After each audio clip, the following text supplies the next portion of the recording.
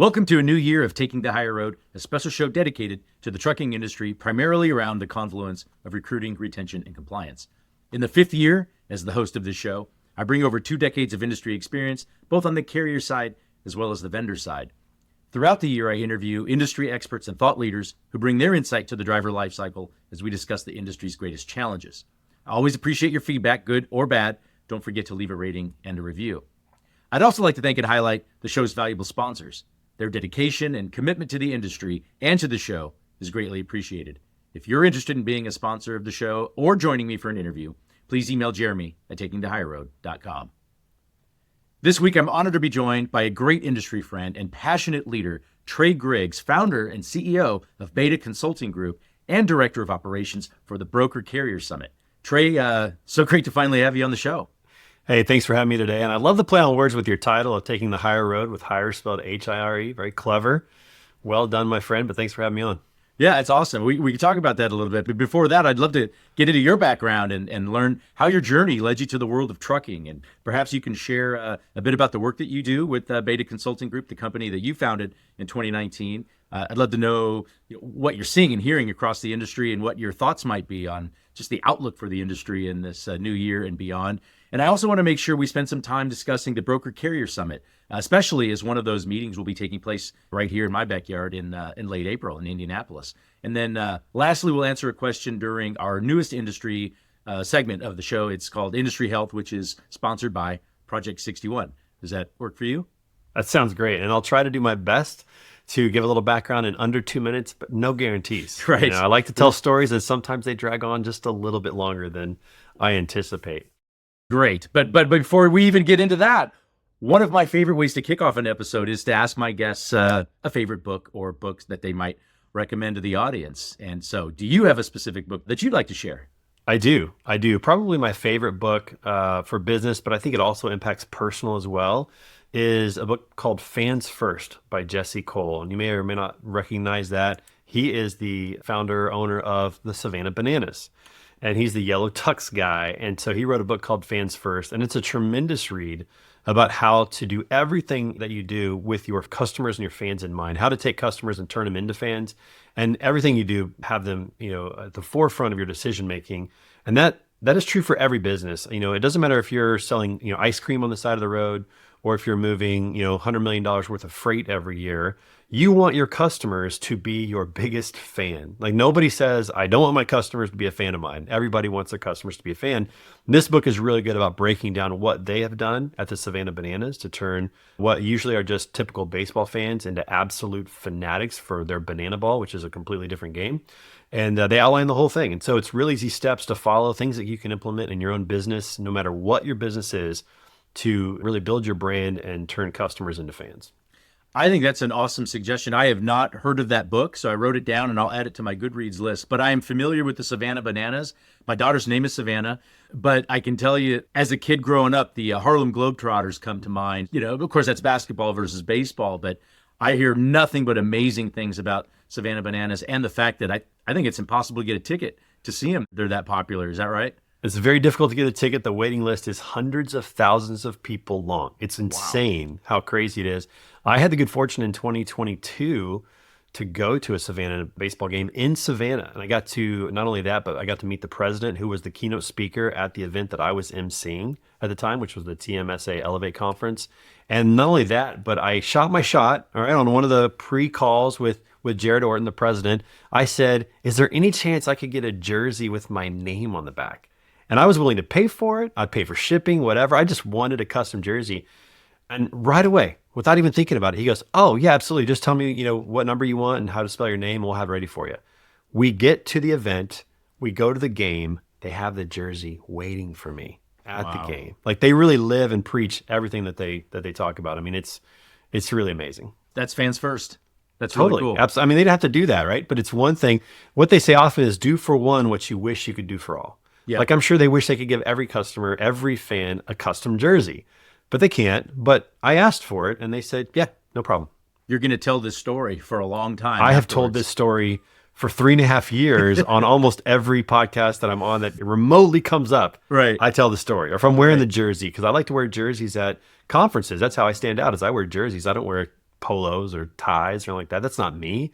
So I wear jerseys, and I wear my Savannah Bananas jersey, and people are like, oh, have you been to a game? And then we tell the story, and then I tell them how I got the jersey. So it's just bringing positivity to everybody about this brand, Savannah Bananas, just by that one act of kindness to one fan who just asked for it. That's really cool. And speaking of jerseys, I do want to ask you about supplychainswag.com, what I see that you're wearing right now. But maybe a good segue into that is just a little bit about your background and kind of where you're from. So I'm curious just how your journey into trucking began. How did you find your way into this great industry? I grew up here in the Midwest. I grew up in Kansas City, and after, graduating college and trying to figure out life, I really wanted to be a high school teacher and a basketball coach, golf coach, baseball coach, whatever. And so that's what I did. I taught high school physics for 3 years at Raytown High School. I coached a lot of sports, and then made a transition when I got married into youth ministry, and then went back to teaching and did part-time youth ministry. And my whole life for about 10 years was all about, being with kids and coaching kids, teaching kids, educating kids, all that kind of stuff. And then my wife and I, we got married. We had our first daughter, and then we had our second daughter. And one of our values as a family was we wanted her to be able to be home, to raise our kids, and to impart those values that we wanted. And that was really, really important to us. And everybody said, you're crazy. You can't do this on a teacher salary. And we said, well, we're going to do it anyways. We don't care. So we did that. And we made it. We survived for 2 years, but we just started to realize that this is only going to get more expensive with kids. And, it was just very difficult. We were just getting by. We weren't getting ahead. We weren't getting things paid off. And so we made the difficult decision to get out of teaching because I didn't want to be a principal. I didn't want to go into that aspect of education. I really love the kids. And so it was a tough decision. Still to this day, that's my favorite job, is being a teacher and a coach. And I wish I could go back to it, and maybe someday I will. I had a friend at church that said, hey, I think you'd be good at sales. And so I was like, okay, maybe. I don't know. I'm not a big fan of car salesmen. Like, no. Every business has sales. It's professional. It's different. You'd be really good at it. I'm like, okay. So we happened to be relocating at the time to Portland, Oregon, to do something fun and crazy. We just wanted to live out there and have a good time. Our kids were super young. They didn't know what was going on. And the only job I could get was door-to-door office supply sales, going business to business in Portland, Oregon, where, mind you, it rains 6 months out of the year.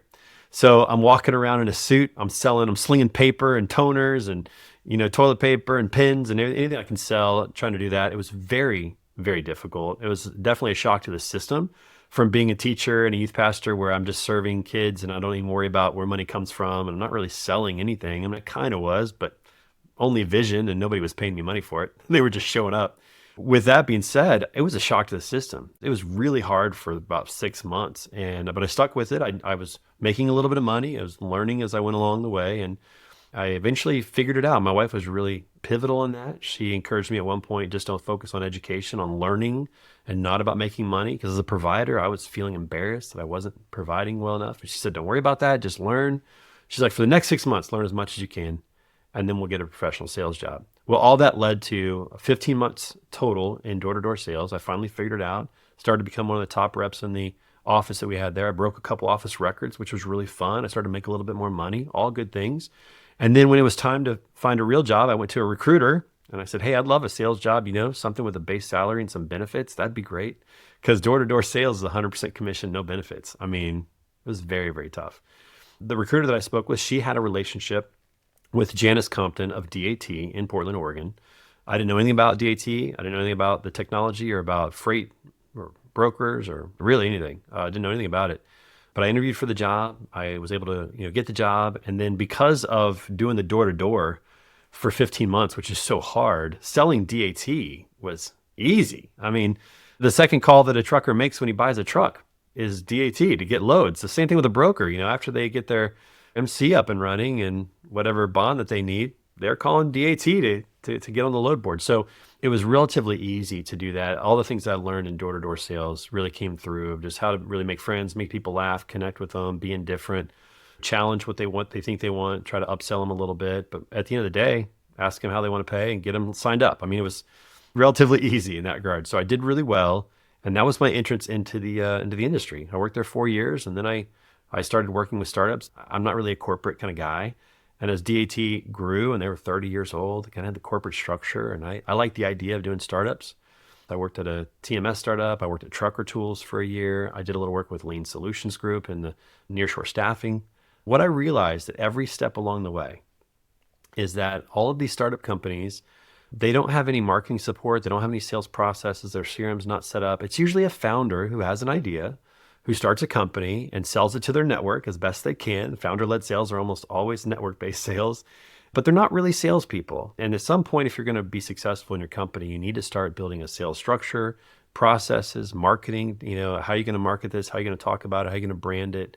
All of those things didn't exist. And so as I was trying to sell those products along the way, I was also doing the marketing and the messaging and getting customers to speak on our behalf and, getting the slide deck created and the processes in the CRM, how to use HubSpot most effectively and how to automate, getting agreements out. All of those things that are just really important to speed up the process.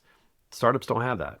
And I really love working with startups. And so in 2022, I officially launched Beta Consulting Group. I did start the LLC in 2018, but I didn't do anything with it because I was afraid, just like every entrepreneur. It's hard to take the jump. But in 2022, I took the jump to work with companies on their sales and marketing strategies and been doing that for the past 3 years and having a lot of fun along the way, making a lot of mistakes along the way, changing and pivoting a little bit along the way. And here we are. Well, I was going to say, getting into the trucking industry, I'm sure you recognized the special nature of the industry where relationships really matter and getting to know people. And I know that you, at heart, you're a connector. We've known each other for several years. I think we first met pre-COVID. Yeah, you got just this special set of skills. You're talking about marketing and sales. Like, there's many things that this industry is really in need of. Can you just share a little bit about Beta Consulting Group, the kind of stuff that you're doing there, the work that you're doing now, especially, it sounds like primarily focused on, certainly in the transportation sector, maybe, but definitely startups for sure. Is that right? I mean, I only work with trucking companies and logistics companies, freight brokers, and then the service providers and the technology companies that service them. So if you're a logistics tech company, if you're a recruiter in the space, if you're a marketer in the space, those are the companies that I work with along with freight brokers and truckers. And what I would say is this, the one thing that I've learned in my career is the beginning of all great sales and marketing starts with messaging. It starts with how you communicate your product, who you are, how you're helping, the value that you're providing, what makes you unique. That's all linguistic. That's all words. And, we're in a unique situation where we just had a presidential election. We just had the inauguration that just happened. And what are the parties doing right now? The parties are evaluating their messaging, especially the Democrats, since they lost. In 2020, the Republicans were doing this. Hey, did what we say resonate with our voters? It's all messaging. And that's a big part of selling. In fact, one of the biggest parts of selling is how you communicate with your audience. And so that's the work that I love to do. I tend to be a bit of a linguist, a bit of a wordsmith, a bit of an ideas guy, creative guy. And I love sitting with customers to ask them about their product, about their service, about the problem that they think they're solving. But I really love talking to their customers, because your customers is where the gold is from a marketing standpoint. If you don't talk to your customers, you're not going to get your messaging right. You're not going to understand your true value proposition, your differentiator, and why they purchased it. You go to the customers and say, why did you choose us? You were evaluating 3 or 4 other pieces of technology. Why did you choose us? You go to a shipper. Why did you choose us to move your freight as a broker or a carrier, whatever you're doing? Why do you continue to choose us? What do you like about us? What do we do really well? Most companies don't even know what they do really well because they don't ask these questions. They don't find out. And a lot of times what they do really well, they don't even realize. Or the value they're providing, they don't even realize what they're really providing their customers and what the result is that the customer is getting. So by talking to customers, that's where the gold is in marketing. And that's what we do, is we love to help companies with messaging, with how they're communicating their proposition, whether it's on their website or emails or social media. Or you go to a trade show and somebody says, oh, Beta Consulting Group, what do you do? What do I say? Most people just show up and throw up. They have so much information about their company in their head, they just start talking, but there's no real strategy or plan. If you want to hear my 2-sentence elevator pitch, I would say this. Jeremy, it's really hard to sell your product when people don't know who you are or what you do. At Beta Consulting Group, we clarify your message so nobody has confusion about what you do and how you're going to help them grow their company. That's it. Yeah. So necessary. So important. So simple. And every company has that. They just don't know how to say it sometimes. They don't know how to simplify it down to just 2 sentences because you just know so much. So I love helping companies with that. The other thing that we really specialize in is customer advocacy. Because again, your customers will always sell your product or service better than you. Don't take offense at that. It's just the truth. Your customer will always sell it better than you. It's the psyche of buying. Think about this. If you and I were going to go to a new restaurant in Indianapolis tonight, one you've never been to, one I've never been to, we want to try something new. There's a couple things we'd probably do, but I can tell you one thing we would never do. Okay. Neither of us would ever think to do this, and we shouldn't do this. None of us would call the restaurant and say, "Hey, are your steaks good? How's the dessert? Is it good?" Right. You wouldn't do that. Nobody would do that because you know that they're trying to sell you the food. They're probably going to say they're the best in town, or tell you whatever. I want to talk to the person that went there, that ate it, and that paid for it. I want to talk to that person. I want to know what they think. That's why reviews are so big nowadays. If you're going to buy something on Amazon, you're going to read 5 reviews. If 4 of them are positive and 1 is negative, you're probably going to buy it. If 4 are negative and 1 is positive, you're going to keep shopping more than likely. Like, we want to know what customers think. And that's really powerful. And most companies, especially in this industry, do not tap into their customers to help them sell. So we help with customer feedback. We help with customer testimonials. We help with organizing customer references. If you have a $100 million shipper that you're working with as a broker and you're trying to get another $100 million shipper, you want those 2 people to talk. You don't want the $10 million shipper to talk to the $100 million shipper. They have different needs and different problems. So how do you organize your customer references? How do you geolocate your customers and your prospects on a map to try to find the clusters? Oh, hey, we've got 5 customers in Philly and we've got 20 really good prospects in Philly that we haven't gotten over the finish line. What if we went to Philly and got a suite at a Phillies game and brought them all together and let them talk for 4 hours? I guarantee you, your customers, the ones that are happy, are going to sell your prospects better than you ever will. You're going to walk out of that game and prospects are going to say, "Hey, I think we should start doing something. I'm going to send you a load. I want to see what you guys can do." Because your customer sold it for you. Like, these things are so powerful, and a lot of companies don't think of these things. Those are the 2 areas that we really love to help our customers. And then all the other stuff, the marketing support and those types of things, we have partners that execute really well on social media management and website updates and emails. We farm that out to our partners to do a phenomenal job. Well, I was going to say, you're getting me excited about starting a trucking company just so I can work with you, because that stuff it's gold, to your point. And I know, aside from Beta Consulting, you're also heavily involved in the Broker Carrier Summit. And I realized, as a carrier long ago, awful experience, 05 to 08, not the best years for trucking, certainly not towards the latter part of that. I realized there's a love-hate relationship, or can be anyway, between carriers and brokers. So I think the idea of this sort of networking event is fantastic. Can you just share a background on the Broker Carrier Summit and what it's all about? Well, I think you're absolutely right. I think historically there has been a love-hate relationships between brokers and carriers. And I almost kind of equate it to a love-hate relationship between Democrats and Republicans. But here's the reason why. They're never in the same room talking. Like, if you're a Democrat or Republican and you talk to the other party, you'll probably realize that you're 98% aligned and there's like 2% of issues that you disagree on, and you can handle that.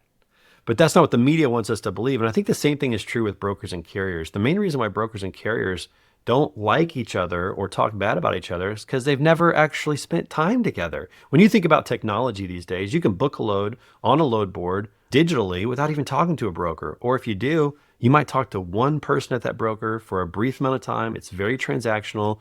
The majority of loads and loads that are moved on carriers are one and dones. They're not repeat loads. That's the tendency. It's been around for a long, long time, especially since load boards came on the scene. And so you end up with carriers who just get these grievances about brokers, but they never talk to brokers. And you get these brokers who complain about these carriers and, lying to them and blah, blah, blah, and not tracking, whatever, but they don't talk to them. And so the origin of this event, which I think was genius, this is Dan Lindsay's idea. He's a former freight broker out of Indianapolis, Linkage Logistics. He recently sold his brokerage to go all in on this idea because it's so powerful. He's a former Marine, and he's used to collaboration and working together and talking together. And so he just kind of got frustrated with, why is nobody talking to anybody? Why are we just complaining about it? What would happen? What would happen if we brought brokers and carriers together? So they had the first summit in Indianapolis back in 2023. They marketed it for 2 months. They got 35 people to show up. And the very first thing that happened, Jeremy, is wild. And I wasn't there. So I'm telling a story. I wasn't there, but this is what happened is it was small enough that they could go around the room and do introductions. And one of the carriers stood up at the very beginning and he said, "My name is so-and-so, and I'm here because I hate brokers." And everybody kind of was like, what's going to happen here? Are we about to get in a fight? We need to call the police. And then he followed it up with, "But I've never talked to one. And that's why I'm here." And it really set the tone for, let's just talk. Like, what does it take to run a brokerage? What does it take to own a truck? Most brokers have no idea the cost of owning a truck. Most carriers don't understand what it takes to run a brokerage and what goes into that. Carriers think that brokers set the pricing and then they steal their margin. Brokers think that the carriers are, lying all the time or driving different places, not tracking, not answering their phone. Like there's all these kind of grievances. And in that meeting, they were able to talk about it for the first time and come to some agreements like, oh, this isn't as bad as we thought it was. We have more in common than we think. I want to help you out. I'll answer the phone calls at 7 o'clock at night when you're a carrier, when you call and have a question, I'll answer the phone. And carriers started to understand that not all brokers are like the big box brokers that don't answer the phone and just lower the rates. And all these brokers started to realize that these carriers aren't like some of the carriers that are fraudulent and, not delivering on time, taking the load hostage, all those kind of things. And there was a real commonality there that was special. And so Dan just kept that going. And that's when he invited me in to simply MC the event in Tampa, because that's what I do. I do MC services and keynote speaking. So he invited me in to MC the event. I had no idea what I was getting into. But in Tampa, we had 226 people come, which was a great growth. These conversations were like conversations I'd never heard. And the relationships that were built were so authentic. And we had brokers who were tendering loads to carriers at the event. It was crazy. Like I'd never seen anything like it. And our sponsors loved it because we didn't have booths. So all the sponsors were immersed into the conference and hearing the sessions and the problems and talking and all those kind of things. And so it was really special. And so we kept it going. We did Kansas City in the spring of 2024. We had 360 people attend. So it kept growing. And then we did Fort Worth this past fall in October. We had 500 people at that event. So we're seeing an increase of about 150 attendees per time. And what we're really excited about is that Fort Worth was the first broker carrier summit where we had more carriers than brokers. And we know how important that is because one carrier can service one or two brokers. But one broker could potentially feed 5, 6, 7 carriers. So we know the ratio needs to be 3-to-1, 4-to-1. That's what we're working towards. In Indy, we're really hopeful that we hit those numbers of 3-to-1, 3 carriers for every one broker. We believe that's the ideal mix for everybody to get maximum value out of this event. And so we're anticipating somewhere between 600 and 750 in Indianapolis. And it just continues to grow. It's really exciting. It's the only event in transportation that brings these two parties together. And the whole tagline that we have for the event is the Broker Carrier Summit is where brands are elevated and deals get done. We want the small and medium-sized brokers and carriers that many people don't even know about. We want to elevate their brands, make them known in this community, and then we want them to do deals together, whether that's brokers and carriers or whether that's tech vendors with brokers, tech vendors with carriers, whatever it is. We want people to do business together with like-minded people. And so it's been incredibly exciting. It's been a crazy journey that we're on, and being able to come on as director of operations only solidifies just my role within the event. So now I'm managing a lot of things. I'm still emceeing or coordinating the schedule and getting speakers. It's been a lot of fun. I love event management a lot more than I thought. Well, a tagline you might add to that too is building trust, because bringing all these people together, you're building that foundation of trust and breaking down that barrier, that love-hate relationship barrier that existed. How can the audience learn more about the summit itself and consider attending? Is there a website we can send them to? Absolutely. BrokerCarrierSummit.com has all the information. And when you click on those links, it takes you to the CVent registration page. That's where the agenda is, information about the hotel. Let me tell you about a couple of really exciting things about this that your audience will definitely want to know. We definitely want carriers to come to this, but we know that it costs more money for a small carrier to come to this event. They have to pull their truck off the road if they're an owner-operator or a small trucking company. That costs money. Hotels, all those kind of things. So we've intentionally lowered the price for carriers. Everybody else pays more. And we've told them, we're like, listen, you're going to pay more. We're dropping the price for carriers because we want them to be able to say yes easier. So it's $500 for the entire week for carriers. And that includes every session, all the meals, everything, including free truck parking. So with our friends over at Truck Parking Club, we set up lots to provide free truck parking. Fort Worth was difficult. We didn't handle that one as well. We get it. We struck out on that one. That was not great.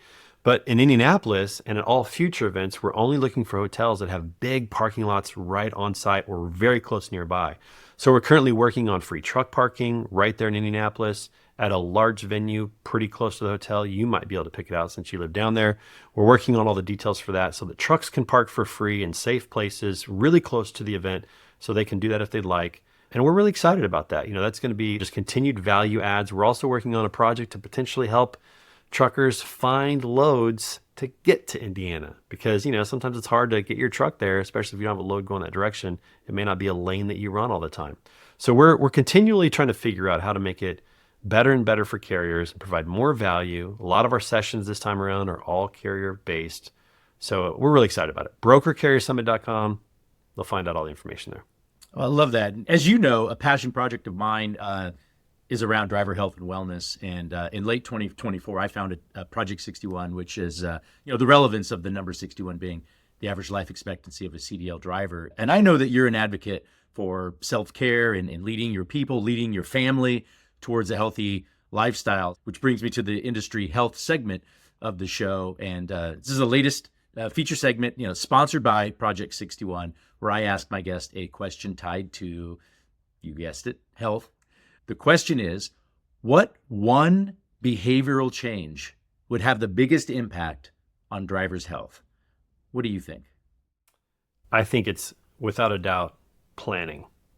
Most bad decisions we make in life, whether it's our health or our finances or whatever it is, it's almost always due to the fact that we're making decisions in the moment. We're not planning for them. From a health perspective, and I don't know if you know this or not, but one of my podcasts that I do is called Iron Minds. It's on Tuesday mornings at 6 a.m. Central. Michael Lombard is on there.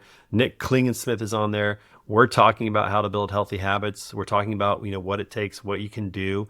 And I think the biggest thing is this, is that if you plan your meals in advance, if you plan your workouts in advance, you're much more likely to follow through on them.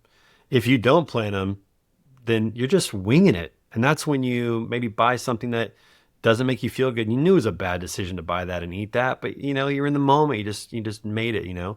So I think when people don't plan, that's when it gets really, really hard to maintain your health, especially in an environment like being a truck driver, because you don't have all of the amenities at your fingertips like you might at home. You don't know exactly what that truck stop's going to have. You don't know exactly, what type of facilities they're going to have. Where you're going to park. Can you walk around? Is it safe to walk around or do a workout? Can you get a healthy meal? You don't know. A lot of times you're figuring out along the way, unless it's a lane that you run all the time and maybe you have it down. But for most truckers out there, they're not always on the same lanes. They're going to new locations and stopping at a new truck stop. And so by having a plan and saying, okay, this week I'm going to eat these meals, and doing some work around, most truck stops do have a microwave. So if you have frozen meals or meals that you can reheat up, most trucks, especially, the ones that have cabs, they usually have a refrigerator in there. You could potentially cook all your meals in advance, put them in, small Tupperwares, put them in there, and then every day just pull it out and go into the truck stop, heat it up. And now you've got the meal that you've planned to eat. You're not buying the junk that often is right in front of you that's so tempting, especially when you're hungry. I mean, I travel on the road. We have an RV. We'd like to travel across the country.